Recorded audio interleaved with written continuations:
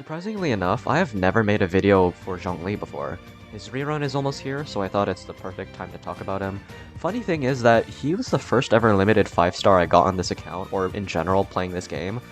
So I have a few things to say in regards to him being one of the most overvalued and overrated 5-stars in the game. Just before we continue, remember to sub and like if you enjoyed the video. It would really mean a lot if we could reach 3k subs soon. Thanks guys, I really appreciate it. So I'm pretty sure most of us already know how Zhongli works by now. But just in case you don't, you hold the skill button and then you basically become unkillable for the next 20 seconds.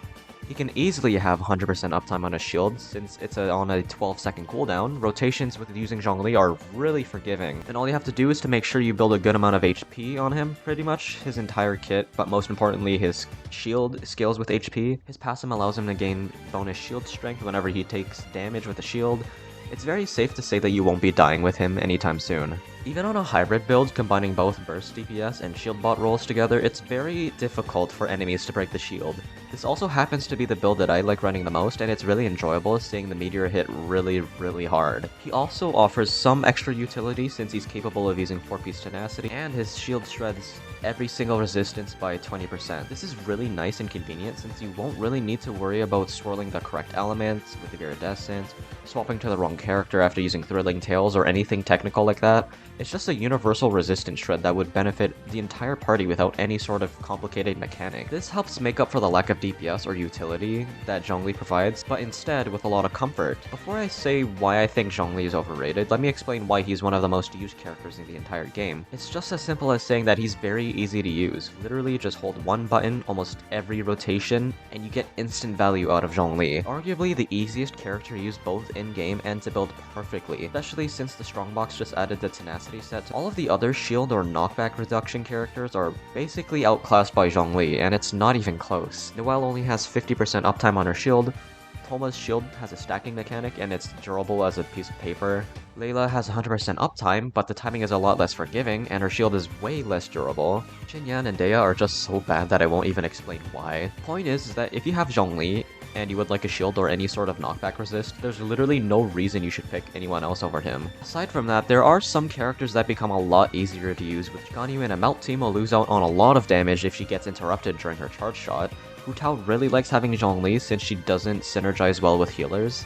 Wanderer just doesn't feel great to play since he gets knocked around a lot, so having a shield just makes his life a lot easier. The list goes on, but there's really a good reason why there's a joke saying that Zhongli users don't know how to dodge, myself included. So that's cool and all. It's time that I actually mention why I think Zhongli is one of the most overrated characters in the game. Even though he makes the game a lot easier for more people, and it's very comfy to use him, he's a very low risk, low reward character.